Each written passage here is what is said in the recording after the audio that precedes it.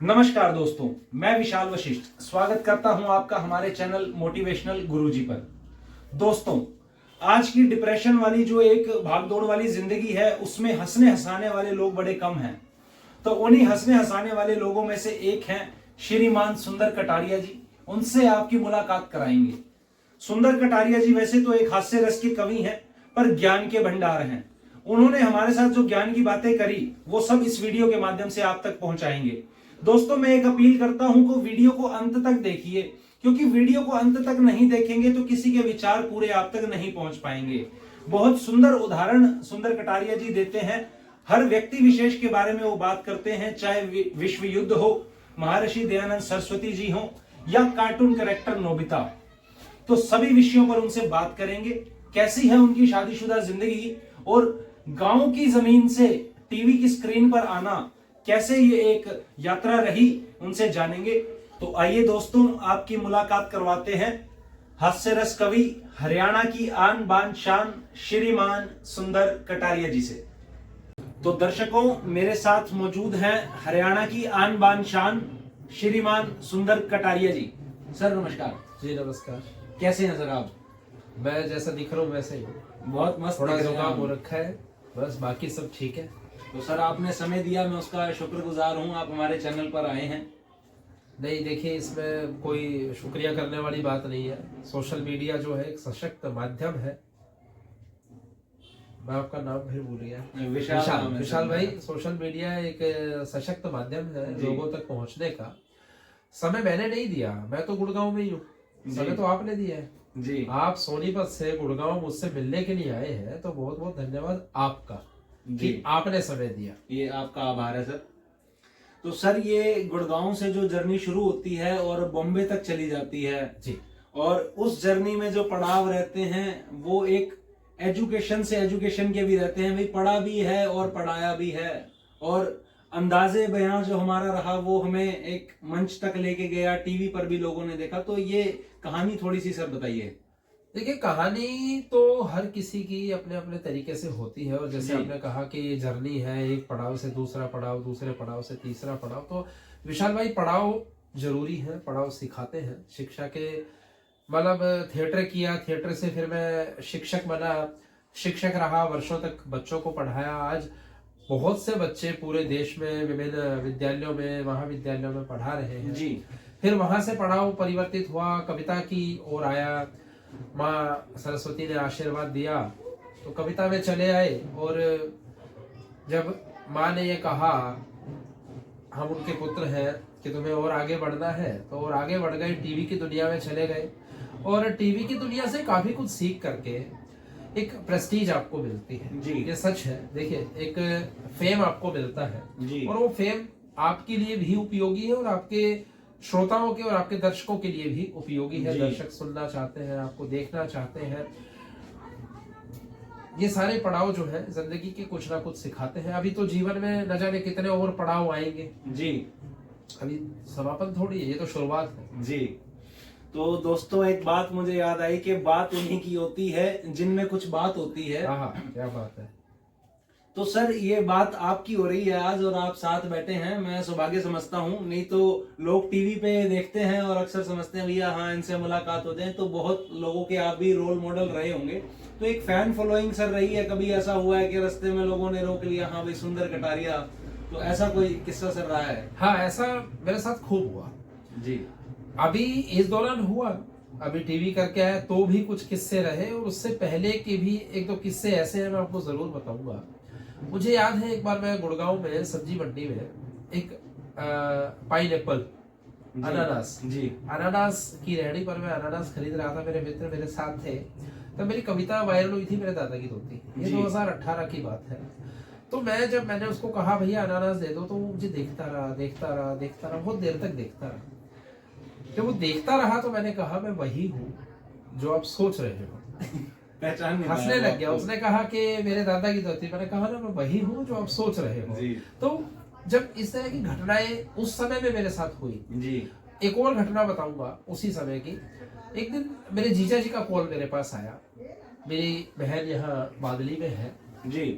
तो मेरे जीजा जी एक स्कूल में किसी टीचर को लेकर के जाते थे, उनकी गाड़ी ड्राइव करते थे, तो वो बैठकर मेरी कविता सुन रहे थे, सारे के सारे टीचर्स स्कूल में लंच टाइम में जी। तो मेरे जीजा जी को आवाज आई, तो उन्होंने जाकर देखा मेरी कविता सुन रहे हैं, तो कहने लगे मेरा साला है जी। कहने लगे क्या बात कर रहे हैं, नहीं नहीं मेरा साला नहीं, बोले मेरा साला है, मैं बात करवाता हूँ जी।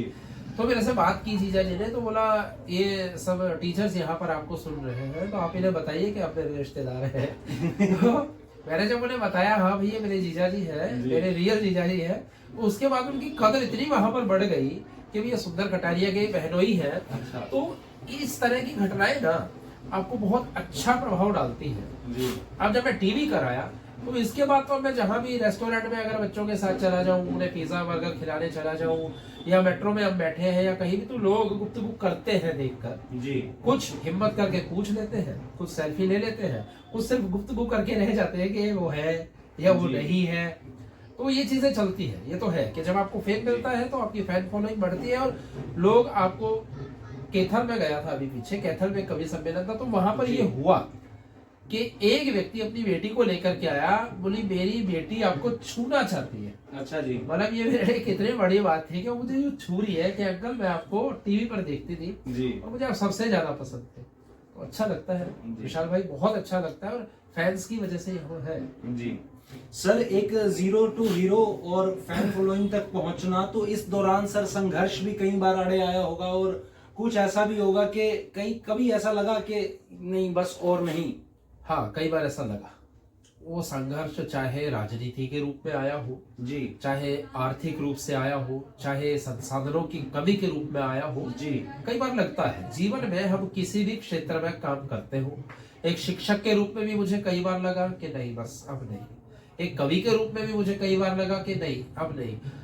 दोस्तों, आप सभी जानते हैं कि आप चाहे किसी भी फील्ड में काम करते हैं जी, किसी भी क्षेत्र में, उस क्षेत्र में आपको कई बार निराशा हाथ लगती है, और निराशा के समय आप टूट जाते हैं और आपको लगता है कि नहीं बस अब नहीं, अब मैं इससे ज्यादा नहीं करूंगा, ना मुझे करना चाहिए। लेकिन यदि आपके अंदर सकारात्मकता आ जाए, सकारात्मकता रखनी बहुत जरूरी है। कोरोना का समय ऐसा भयंकर आया, आप सबने देखा, और विशाल भाई कोरोना के समय में तो कलाकार तो बिल्कुल ही समाप्त हो गया था। अच्छा जी।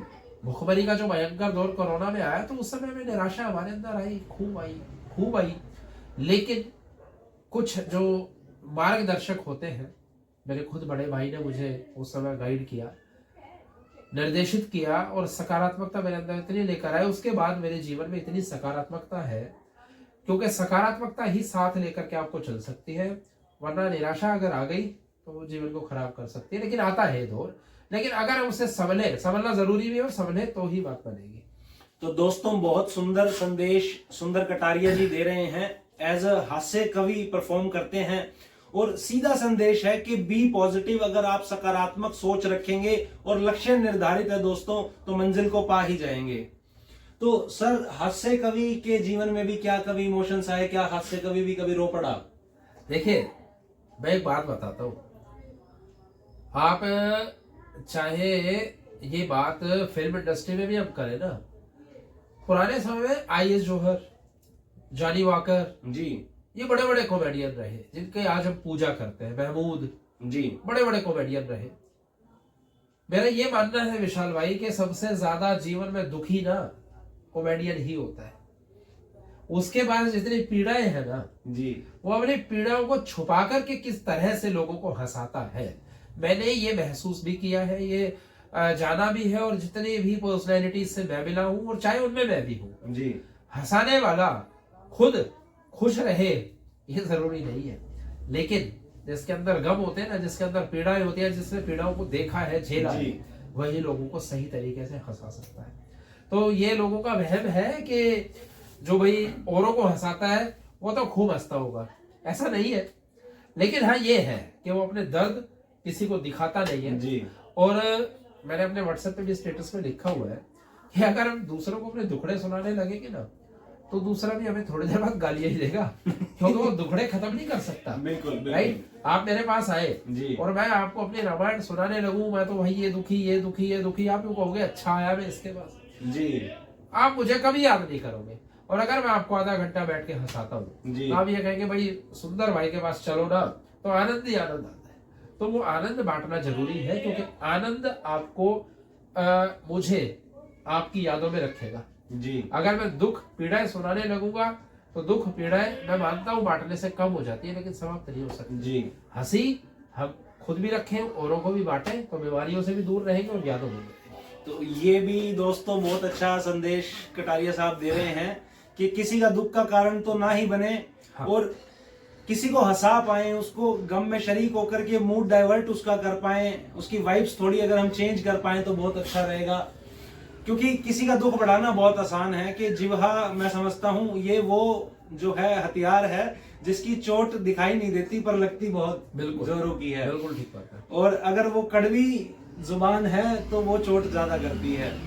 तो सर आप बॉम्बे तक जो होके आए हैं, तो आज की भी हमारी कुछ युवा पीढ़ी है, उनके सपने होते हैं बड़े बड़े, और भाई मैंने भी ऐसा बनना है और आगे ऐसा करना है।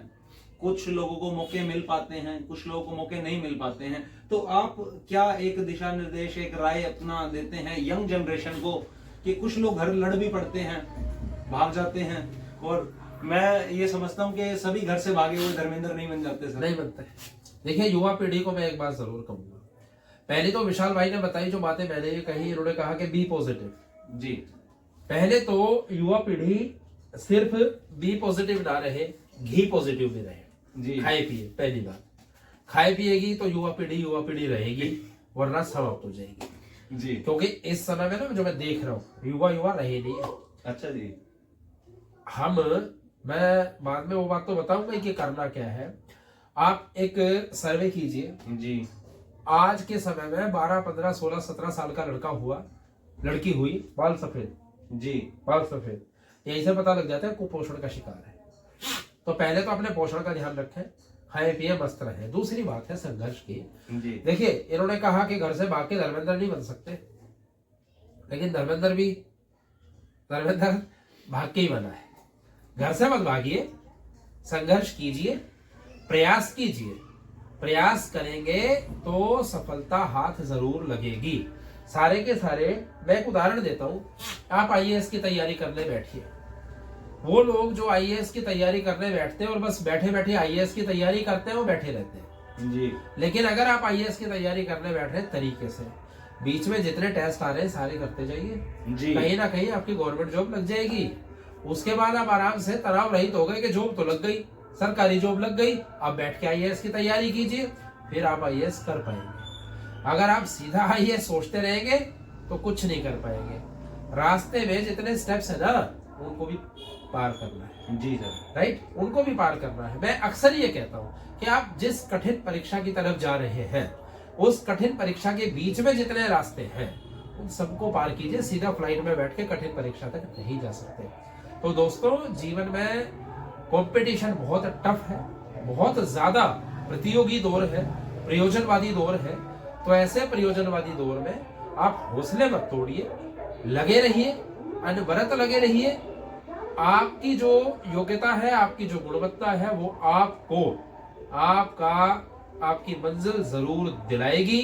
हो सकता है समय थोड़ा लग भी जाए और जल्दी भी मिल जाए, लेकिन मंजिल मिलती जरूर है जी। बस ये है कि हमने उसे सच्चे दिल से कोशिश की हो पाने की, और हम पा रहे हैं। तो दोस्तों, बहुत जो है सुंदर प्रकाश डाला है। और एक चीज मेरे को बहुत बढ़िया लगी कि बी पॉजिटिव के साथ साथ घी पॉजिटिव भी आप रहिए, खाइए पिए, पर सिर्फ खाना नहीं है, मेहनत भी करनी है, पसीना भी दोस्तों निकालना है उस चीज पे। और मैं कहता हूँ घी पॉजिटिव ही रहना है, शराब नहीं पीनी है, गलत चीजों का सेवन नहीं करना है, नहीं करना चाहिए। तो तभी आप जो है कामयाब हो पाएंगे। और कटारिया साहब ने बहुत सुंदर संदेश इसमें दिया है कि लगातार चलते रहेंगे और बीच में जो स्टेप्स आएंगे सर, उसको करते रहेंगे तो मंजिल पार करने हैं। सर, फिल्म इंडस्ट्री में और एक नॉर्मल जो जिंदगी है हमारी, अब तो खैर हरियाणा की भी फिल्में और नाटक बनने लगे हैं। और यूट्यूब पे मैं देखता हूँ किसी ने कुणबा भी शुरू किया हुआ है। कुणबा धर्मे का जी चल रहा है। हेल्दी कॉमेडी है एक, और कुछ कॉमेडी शोज में ऐसे भी देखता हूँ और जनता भी इस चीज को मानती है कि वल्गर कुछ चीजें हो जाती हैं कहीं पे। हाँ, तो आप क्या सर राय रखते हैं उन चीजों पे कि हंसी में जो है किसी का मजाक उड़ाना पर, और एक जैसे कि कोई जातिवाद या किसी और चीज को लेकर के तंज कस देना, वो गलत रहता है? देखिए फिल्म इंडस्ट्री की अगर बात करें, टीवी की हम बात करें, जी टीवी पर सिर्फ उतना देखिए जो आपके काम का हो। जी टीवी पर सब कुछ आपके काम का नहीं है। मैं यहाँ पर एक उदाहरण दूंगा, एक कंपैरिजन है जी बॉलीवुड में और टॉलीवुड में। जी टॉलीवुड यानी साउथ की जो साउथ फिल्म वाली फिल्में हैं। आप देखिए विशाल भाई, कभी भी देखिए साउथ की फिल्मों में, अब चाहे ये KGF आई या बाहुबली आई या RRR आई, या आज से ही नहीं, आप पिछले 20 साल पहले की फिल्म, मैं साउथ की फिल्में आज से नहीं देख रहा हूँ, मैं साउथ की फिल्में लगभग 15 सालों से देख रहा हूँ। जी जब से हिंदी में डबिंग होने लगी तब से देख रहा हूँ। जी जितनी संस्कृति और जितनी सभ्यता उन फिल्मों में मिलेगी ना, उनका लेश मात्र भी बॉलीवुड की फिल्मों में नहीं है। साउथ ने, दक्षिण भारत ने सबसे अच्छा काम ये किया है कि उन्होंने अपनी संस्कृति को नहीं छोड़ा, मौलिकता को लिया, इतिहास को लिया, इतिहास को उठा करके फिल्में बनाई, मौलिकता को उठा करके फिल्में बनाई। उन्होंने अपनी संस्कृति को न फिल्मों में छोड़ा न वास्तव में छोड़ा। आज भी चाहे रजनीकांत हो, कमल हसन हो, जितने बड़े बड़े स्टार हैं, जोसफ विजय हो, रामचरण हो, NTR हो, कोई भी, सब के सब घर पे रहते हैं, लुंगी पहनते हैं जी, राइट। उनके अंदर स्टारडम नहीं है। हमारे तरफ ये बॉलीवुड में जो अंतर है, हमारे यहाँ स्टारडम पहले आता है जी हम सोचते हैं कि वल्गैरिटी पर ही स्टोरी बिकेगी, जी जो दिखेगा वो बिकेगा। ये गलत है, बिल्कुल गलत कंसेप्ट है। मेरे साथ भी कुछ ऐसी घटना डॉक्टर में हुई थी जो मैं बहुत ज्यादा शेयर नहीं करूंगा, लेकिन मुझे कुछ ऐसा कहने के लिए कहा गया जो मुझे नहीं अच्छा लगा कि मैं नहीं कह सकता। यदि हम सिर्फ फेम और पैसे के चक्कर में ना रह करके अपनी संस्कृति का भी ध्यान रखें, बॉलीवुड में भी बहुत से ऐसे स्टार हैं, आज भी अभिनेता हैं जो स्थितियों के साथ समझौता नहीं करते हैं, जो अपने सिद्धांतों पर अडिग हैं, और सिद्धांतों पर अडिग हैं तो आज उनका सम्मान हमारे भारत में, हमारे दर्शकों में, हमारे श्रोताओं में अलग है जी। तो दोस्तों, टीवी की दुनिया में मैं फिर एक बात कहूंगा कि जो सीखने लायक है ना, सिर्फ वो देखिए, क्योंकि आज हम जितने सीरियल देख रहे हैं, सब सीरियल्स में रिश्ते नाते खत्म हैं, सबके सब में रिश्ते नाते खत्म हैं। जितने नए सीरियल आ रहे हैं, मैं ऐड भी देखता हूँ टीवी पर तो उसमें भी लगता है कि नहीं, सब कुछ खत्म हो चुका है, सारी संस्कृति खत्म हो गई है, सारे रिश्ते नाते खत्म हो गए। जो नई फिल्में आई हैं, हमारे बॉलीवुड के पास मौलिकता रही नहीं, हम कॉपी करके डाल रहे हैं, सब कुछ कॉपी करके डाल रहे हैं, सब कुछ कॉपी करके डाल रहे हैं। ऐसा ना करें, मेरा मानना है ऐसा ना करें। आप इनको कॉपी ना करें, आप अपनी मौलिकता को अपने पास रखें। टीवी को कहते हैं ना, कई बार ऐसा होता है कि मान लो कोरोना के समय में एक बात आई, ये मैंने भी किया, कोरोना कम कैसे होगा, बोले न्यूज देखना बंद कर दो। बिल्कुल और ये मैंने किया कि न्यूज देखना बंद कर दिया, कोरोना खत्म हो गया जी। तो न्यूज वालों ने लोगों को ज्यादा डरा दिया था, आपके आत्मविश्वास ने आपको इतना नहीं डराया जितना न्यूज ने डरा दिया। तो इसी तरह से फिल्में जो कल्चर को समाप्त कर रही है, आजकल छोटे छोटे बच्चों को फोन चलाने, फेसबुक, व्हाट्सएप, इवन रील बनाना, इंस्टाग्राम तो 10-10 साल के बच्चों का हो गया है। बिल्कुल सर। हमने ग्रेजुएशन फाइनल ईयर में जब मैं था तो बटन वाला मोबाइल लिया था जी। उससे पहले थे मोबाइल, ऐसा नहीं थे, लेकिन हम उससे दूर रहे। तो हमने अपनी संस्कृति को बचाया है, अपने संस्कारों को बचाया है। तो आपकी भी ड्यूटी है, दर्शकों की भी ड्यूटी है जी। तो यही अंतर है कि वो आज का जो फिल्मी दौर है, आज की जो सीरियल्स है, आज का जो टीवी है, वो बहुत ज्यादा सकारात्मक नहीं रहा जी। तो दोस्तों, जो बातों से संदेश निकल के आया है, जो आपकी काम की चीज है आप वो देखिए। जहां से कहते हैं कि अगर सोना कूड़े में पड़ा होता है तो कोई उसे छोड़ता नहीं है, तो ज्ञान सोने से बड़ा है। अगर ज्ञान अर्जित कर रहे हैं कहीं से तो बहुत अच्छी बात है, लेकिन जहां अज्ञानता या ज्ञान के बीच में आने वाले जो रोड़े हैं उन तरफ हम जाएंगे तो वो विनाश काले विपरीत बुद्धि वाला काम होगा। अच्छी चीजें देखेंगे तो अच्छा हम सीख पाएंगे। क्यों सर? हाँ, हमें सोचना चाहिए ना इस बारे में। मैं एक एग्जांपल देता हूँ छोटा सा जी। दो तीन एग्जांपल दूंगा। बच्चे कार्टून बहुत देखते होंगे जी सर। मैं यहाँ से कार्टून की भी बात करूं तो मतलब सोच हमारी कैसी होनी चाहिए। एक कार्टून आता है मोटू पतलू, जी। आपने कभी देखा है? जी मैंने देखा है। तो उसमें मोटू पावरफुल कब होता है? जी। जब वो समोसे खाता है। जी। मोटू को आप समोसे दे दो, मोटू के अंदर पावर आ जाती है, पहाड़ तक को उठा के फेंक देता है। जी। यहाँ डायरेक्टर ने गलती क्या की? बच्चे पर प्रभाव कैसे डल सकता है? अब बच्चा यूं सोचा मैं समोसे खाऊं तो पावरफुल हो जाऊंगा। बिल्कुल बिल्कुल सर। वो समोसे खाएगा तो पावरफुल होगा, मोटा हो जाएगा। मोटा हो जाएगा। अगर मोटू को समोसे की जगह अगर एप्पल दिया जाता अच्छा होता। बिल्कुल बिल्कुल। पहले एक शो आता था कार्टून में पपाया, वो पालक खाता था। जी, पालक खाता था, स्पेनिश पालक खाता था तो उसके अंदर पावर आ जाती थी। पावर आ जाती तो थी। देखिए वो पालक कितना यूजफुल था। तो अगर हम मोटू को समोसे की जगह एप्पल दे देते हैं तो एप्पल कितना यूजफुल है। बिल्कुल सर। राइट। भीम को लड्डू दे रखा है, लड्डू की जगह हम कुछ और दे दें तो मतलब कोई फ्रूट दे दे, कोई बिस्किट दे दे तो कितना अच्छा रहे। एक इसमें यह है कि एक और कार्टून आता है एक नोबिता करके जी, और एक निंजा हथौड़ी करके। जी, निंजा हथौड़ी और नोबिता में क्या अंतर है? निंजा हथौड़ी का जो कैरेक्टर है उसका मुझे नाम याद नहीं आ रहा है, लड़का जो है वो अपना काम खुद करने की कोशिश करता है, निंजा हथौड़ी से मदद तब मांगता है जब उसके बस की ना रहे। जी। और एक नोबिता है जो शुरू से ही मदद पे डिपेंड है। बिल्कुल। अगर वो डोरेमोन उसकी मदद ना करे तो कुछ नहीं कर सकता। तो हमें दोस्तों नोबिता नहीं बनना है, हमें निंजा हथौड़ी में जो कैरेक्टर है उस लड़के का मुझे नाम याद नहीं आ रहा, हमें वो बनना है ताकि हम अपने आप को स्वावलंबी बना सके, आत्मविश्वासी बना सके, आत्मसंयमी बना सके, मेहनती बना सके। जैसे भाई ने बताया कि घी पॉजिटिव तो रहना ही है, लेकिन वो घी पॉजिटिव कब होगा? पहले लोग कहते हैं ना एक एक कटोरी एक एक किलो आधा आधा किलो घी पी जाते थे। हम छोटे थे तो मैंने भी पिया होगा। जी, जी। हजम हो जाता था। उसका कारण क्या था? काम, मेहनत। बिल्कुल। मेहनत भी करनी है। बिल्कुल। मेहनत नहीं करेंगे तो फिर घी पॉजिटिव नहीं रह सकते। बिल्कुल। चाउमीन बर्गर खा खा करके हम मोटे हो सकते हैं, बुद्धिमान नहीं हो सकते। बिल्कुल।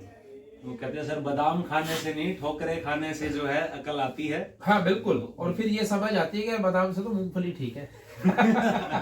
तो हंसी हंसी में जो है दोस्तों ये एक अंदाज है, बहुत गहरी बात कह गए हैं कि नोबिता नहीं बनना, किसी पे डिपेंडेंट नहीं रहना है। अगर आप किसी पे डिपेंडेंट हैं कि फलाना आदमी मेरी फलानी जगह मदद कर देगा, तो ऐसा नहीं होना चाहिए कि ऑप्शंस बहुत सारे होने चाहिए, ये नहीं तो ये और ये नहीं तो ये। जैसा कहा जाता है option A B C, plan हाँ। A B C. तो मूवीज में भी आजकल दिखाते हैं, कोई रो वगैरह की मूवीज आती हैं तो उसमें दिखाते हैं ऐसा नहीं हुआ तो ऐसा। तो असल जिंदगी में भी दोस्तों इसी तरह के मायने रखेंगे तो लक्ष्य प्राप्ति में मदद होगी। तो सर एक गांव का बैकग्राउंड था। हाँ। तो बचपन में कभी आपने मतलब ऐसा सोचा था क्या? स्कूल में जोक मार दिया करते थे? हाँ। तो इस तरह का नेचर था और ऐसा मतलब बनाया हुआ था एक, मतलब कि रेलवे लाइन थी ये कि मेरा स्टेशन जो है ऐसा मिल कुछ नहीं जाएगा। था, ऐसा कुछ नहीं था। देखिए हम पढ़ते लिखते आए हैं जी, कि यदि हम जीवन में लक्ष्य निर्धारित कर ले तो उस लक्ष्य को पाने के पीछे हम लग जाते हैं। जी, पहली बात तो मैं ये बता दूं विशाल भाई, वो लक्ष्य हम निर्धारित कब करते हैं हमें वही नहीं पता होता। जी, सबसे पहली बात, जी, स्कूल और कॉलेज लाइफ तक हमारा कोई लक्ष्य नहीं होता। अगर हम बना भी लेना मुझे डॉक्टर बनना है, 100 में से 1% लोग डॉक्टर बनते हैं। बिल्कुल। लक्ष्य परिवर्तित होते रहते हैं। लक्ष्य और उद्देश्य में अंतर होता है। लक्ष्य जो है वो बहुत कम हम उसको प्राप्त कर पाते हैं। उद्देश्य हो सकते हैं, उद्देश्य एक ब्रेकर्स की तरह है, मैंने ये उद्देश्य पूरा किया फिर वो किया फिर वो किया। अब जिस तरह मैं अपनी बात करूं तो मैं, भाई ने बताया कि ग्रामीण पृष्ठभूमि से बिल्कुल गुड़गांव गांव से हूं और गुड़गांव आज अर्बन है लेकिन गुड़गांव किसी समय रूरल था। जैसे आपने रास्ते में गांव देखे होंगे, गांव में कीचड़ भी होगी, गांव में ट्यूबवेल भी होगा, गांव में एक साझा कुआं भी होगा। हमने खुद गुड़गांव में रह करके कुओं का पानी पिया है। जी, मतलब मैं आज 39 साल का हूं तो 39 साल का ही गुड़गांव है। मैंने गुड़गांव को बढ़ते हुए देखा है। ग्रामीण परिवेश में रहे, शुद्ध हरियाणवी परिवेश में रहे और गवर्नमेंट स्कूल में पढ़े। तो ऐसा कोई पर्सनालिटी डेवलपमेंट का कंसेप्ट हमारे दिमाग में नहीं था। जी, पढ़ते रहे ना, मेरे परिवार से कोई भी कलाकार नहीं था। जी, मेरे परिवार में मुझसे पहले कोई भी आर्टिस्ट नहीं रहा। सब खेतीबाड़ी किसानी करने वाले लोग रहे। मेरे परिवार में मुझसे ज्यादा पढ़ा लिखा भी मुझसे पहले कोई नहीं रहा। तो सबका खेतीबाड़ी उद्देश्य था। तो मेरा भी ऐसा कुछ सोचना नहीं था। स्कूलिंग मैंने की।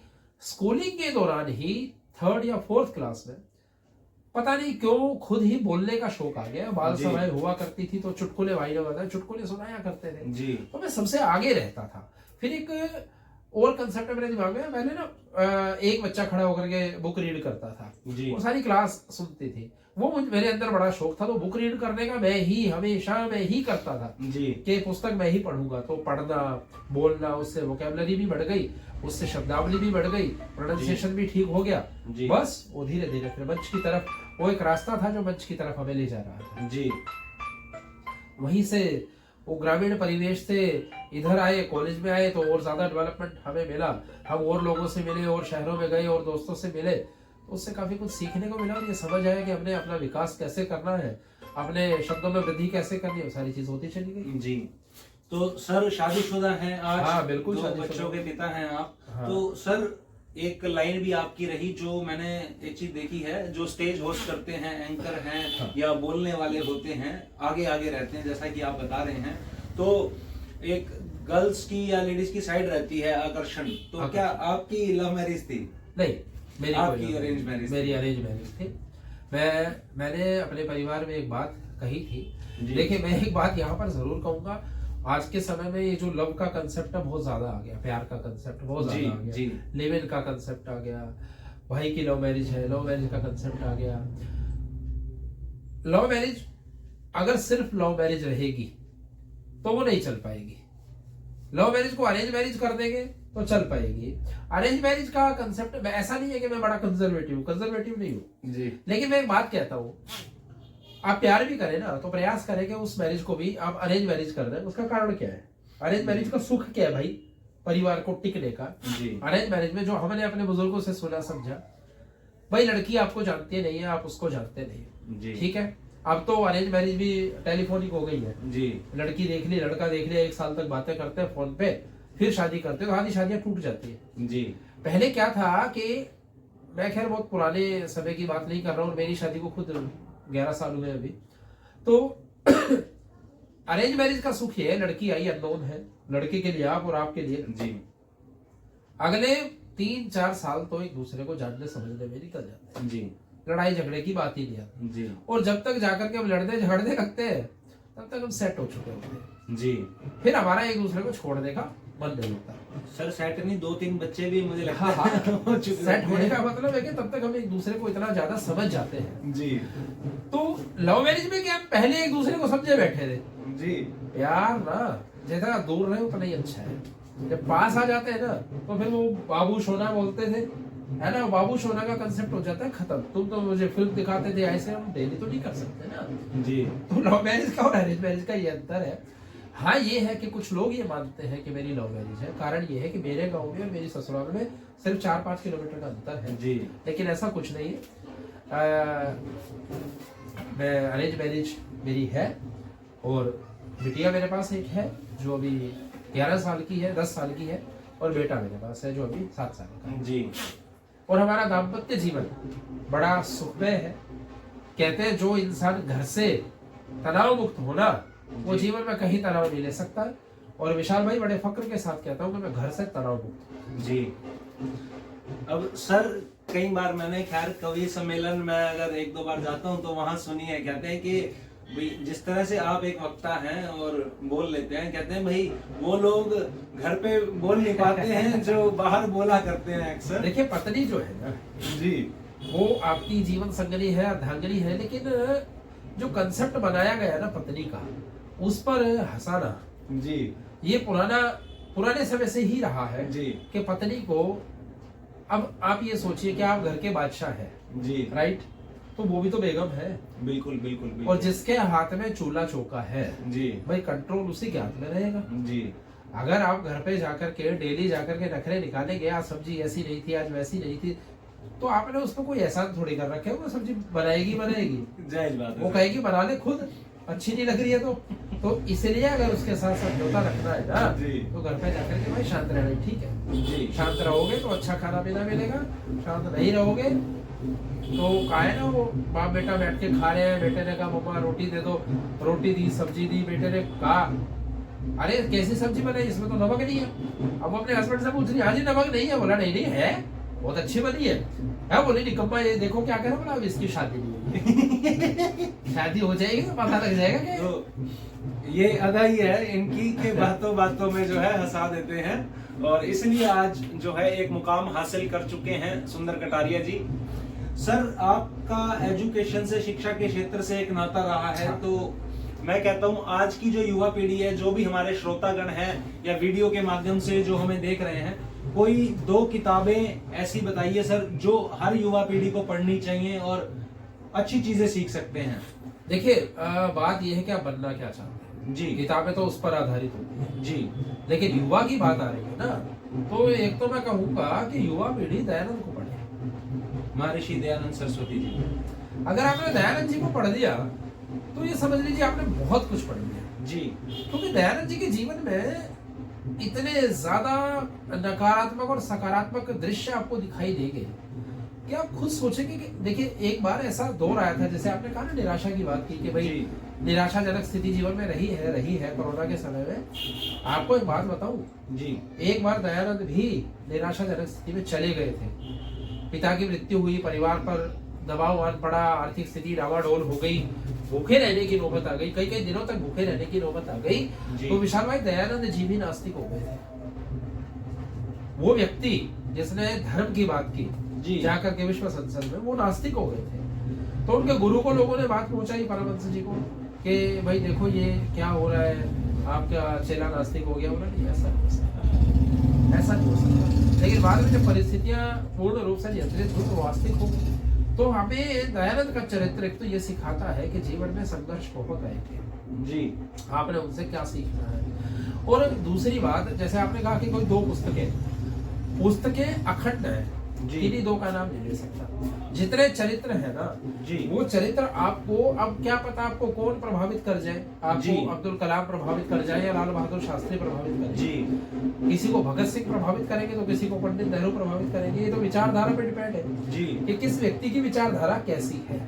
जी हाँ ये है कि भाई जैसे मान लीजिए क्षेत्र की बात करें, शिक्षक की बात करनी है तो उसके हिसाब से मैंने दयानंद का नाम दे दिया।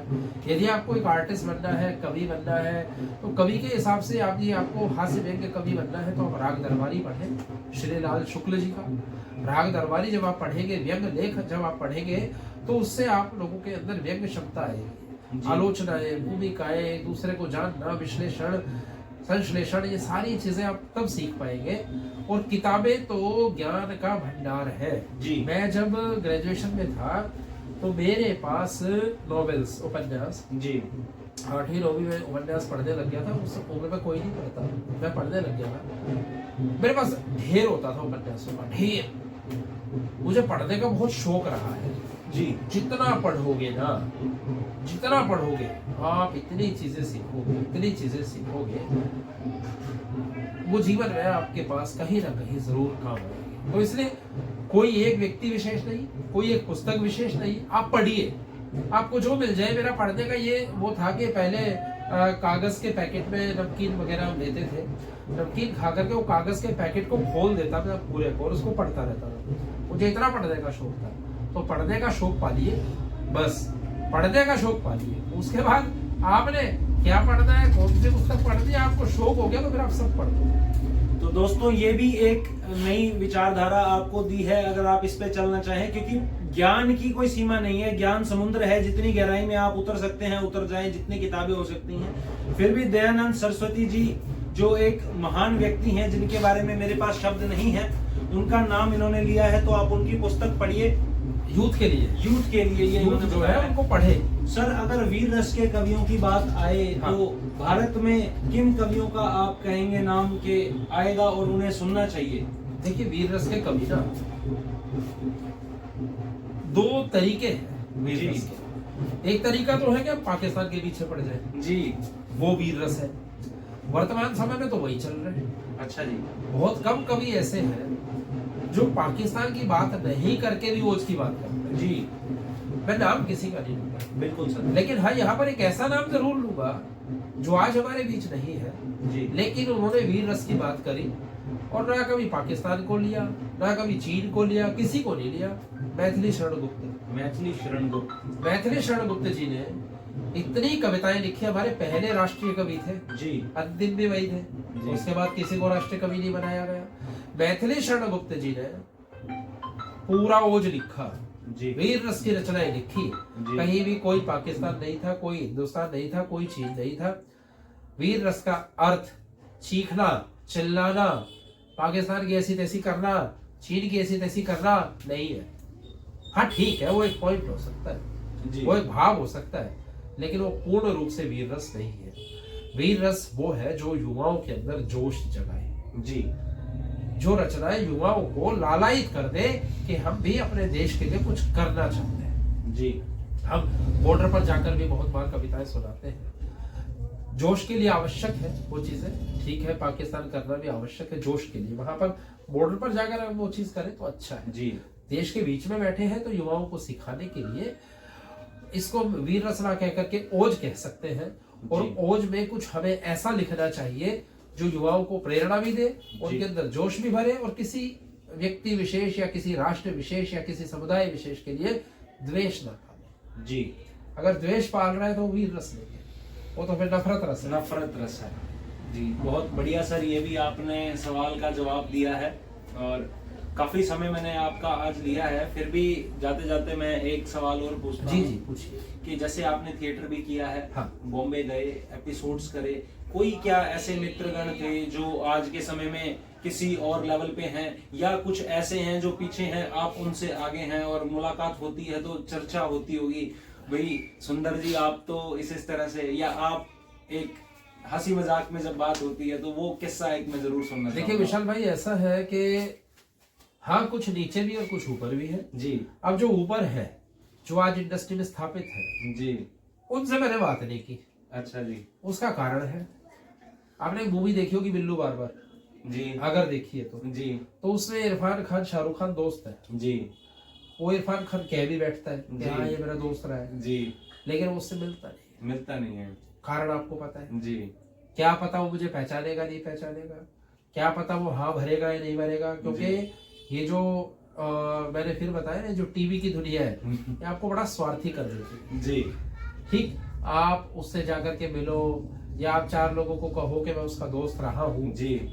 वो 4 लोग भी यूं कहेंगे उसके साथ मिलवा भाई फिर। बिल्कुल। अब मैं उससे जाकर के वही ना मिले, मुझे उसके चौकीदारी ना मिलने दे, गाड़ी ना मिलने दे, नहीं भाई, या मान लो वही ना मिले ना भाई, अभी टाइम नहीं, अभी टाइम नहीं।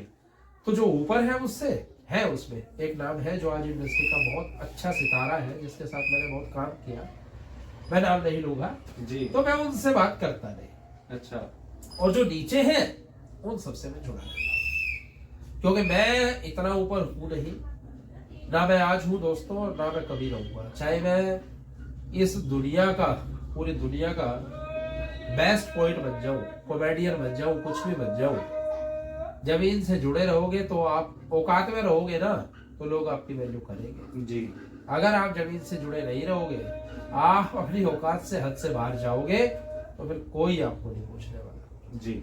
वो ठीक है, हो सकता है लोग आपके साथ फोटो लेना चाहे, हो सकता है लोग आपकी बातें करना चाहे, लेकिन अंत में आपका उपहास ही होगा। जी। तो आपका जो जीवन है, आप अपने जीवन को अपने हिसाब से डालिए, लोगों से जुड़े रहिए। जो नीचे है, बड़ों ने भी कहा है ना कि अपने से नीचे वालों को देखो, उसी से सीख मिलती है। जी। मैं खुद अपने बेटे को कई बार गुड़गांव में 4 सेक्टर 7 सेक्टर में, रात को सर्दियों में लोग फुटपाथ पे आग जला के बैठे रहते हैं, जी। घर नहीं है उनके पास। मैं बेटे को कई बार दिखाया, बेटा कहते ये रात को आग ताप रहे हैं क्यों? मैंने कहा बेटा इनके पास घर नहीं है, ये सोएंगे तो ठंड लगेगी, पूरी रात जगेंगे, दिन में धूप निकलेगी तब सोएंगे, अभी आग तापेंगे। तो उससे शिक्षा मिलती है कि हमें नीचे देख के चलना चाहिए, उससे हमें पता लगेगा हम कितने ऊपर हैं। अगर हम ऊपर देखेंगे ना तो हम आगे नहीं देख पाएंगे और गिर जाएंगे, नीचे देखेंगे तो दूसरों को भी बचाएंगे और गिरेंगे भी नहीं, सब लेंगे। जी। तो ऊपर वालों से मुझे कोई मतलब नहीं, और नीचे वालों से मैं सबसे जुड़ा रहता हूँ। जी।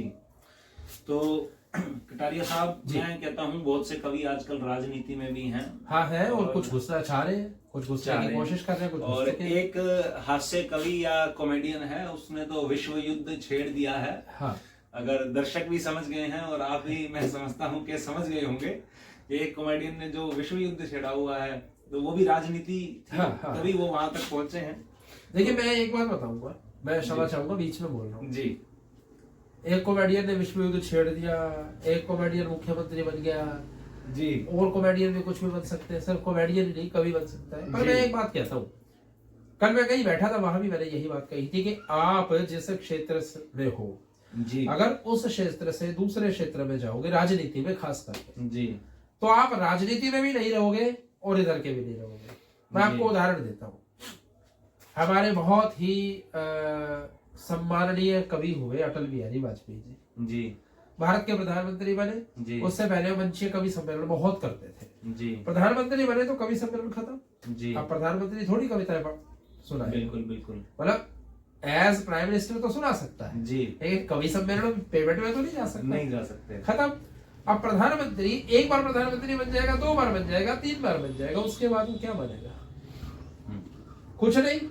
प्रधानमंत्री का भी काम खत्म और कवि सम्मेलनों का भी काम खत्म जी। तो अगर आप अपने क्षेत्र को छोड़ करके दूसरे में घुसोगे जी, तो आप इधर से भी खत्म और कुछ समय बाद उधर से भी खत्म। तो ये तो अपना करियर खत्म करने वाली बात है राजनीति में जाने क्योंकि राजनीति में जाकर आपको अंततः अपमानित होना है जी। नेता है भाई, और नेता तो झूठा होता है भाई। कवि रहोगे सम्मान पाओगे, जीवन भर सम्मान पाओगे, और कवि रहोगे तो नेताओं को सुना सकते हो, नेता बन गए तो कवियों को नहीं सुना सकते जी। तो दर्शकों, हर तरह की बात जो है हमने सुंदर कटारिया जी से की है, चाहे नोबिता की बात हो या विश्व युद्ध की बात हो, एजुकेशन की बात हो, महान व्यक्तित्व के धनी महर्षि दयानंद सरस्वती जी की बात हो, तो काफी अच्छी हमारी चर्चा ये रही है। और दोस्तों, अगर आप अंत तक जुड़े हुए हैं तो आप लोगों तक भी हमारी शुभकामनाएं, और सर आपको बहुत बहुत शुभकामनाएं मेरी ओर से, हमारे चैनल की ओर से, दर्शकों की ओर से। आप इसी तरह हंसाते रहें और हमें मौका देते रहें, हम दोबारा भी आपसे मुलाकात करने आते रहें। आपको बिल्कुल मौका मिलेगा विशाल भाई, हम लोग हमेशा आप लोगों के साथ हैं, क्योंकि देखिए मैंने फिर बताया कि जनता जनार्दन है तो हम हैं जी। इस जनता ने ही हमें प्यार दिया है, आप लोगों ने हमें प्यार दिया, आप लोग नहीं तो फिर हम कुछ भी नहीं। और एक मेरा भी जनता से अनुरोध है, आपके चैनल का नाम मुझे बताइए। मोटिवेशनल गुरुजी। मोटिवेशनल गुरुजी, देखिए ये बड़ी बात है भाई, मोटिवेशनल गुरुजी में मुझे बैठा दिया। तो आज के मोटिवेशनल गुरु हमारे आप ही हैं। मैंने प्रयास किया है कि मैं आपको कुछ अच्छी बातें भी शायद बता पाया हूँ। तो एक तो ये मोटिवेशनल गुरुजी जो चैनल है दोस्तों, इसको खूब खूब खूब सब्सक्राइब कीजिए, इसको और आगे बढ़ाइए, क्योंकि विशाल भाई कुछ अच्छा ही दे रहे हैं, कुछ बुरा आपको नहीं दे रहे हैं, कुछ अच्छी चीजें आपको सिखा रहे हैं। तो जितने लोग भी इस वीडियो को देख रहे हैं, इस चैनल को सब्सक्राइब कीजिए, इस चैनल को आगे बढ़ाइए, अपने यारे प्यारे रिश्तेदारों को कहिए कि वो भी सब्सक्राइब करें। और विशाल भाई का बहुत बहुत धन्यवाद है कि विशाल भाई सोनीपत से इतनी दूर से चल करके गुड़गांव आए हैं, सिर्फ मुझसे मिलने के लिए, मेरी कुछ बातें आप लोगों तक पहुंचाने के लिए। तो मैं इनका भी भरपूर धन्यवाद करता हूँ, समर्थन करता हूँ। और ये जिस तरह से आप लोगों के पास बातें पहुंचा रहे हैं, तो इनका भी ये संघर्ष ही है, और इनके संघर्ष में आप लोग साथ खड़े रहिए इनके, ताकि इनका उत्साह बढ़े। आज मुझसे मिले हैं, कल और किसी से, परसों और किसी से, जितनी अच्छी बातें हो सकती हैं आप तक पहुंचाएंगे जी। धन्यवाद विशाल भाई, धन्यवाद आप सभी का कि आप लोगों ने मुझे सुना, समय दिया। बहुत बहुत धन्यवाद, नमस्कार। धन्यवाद सर।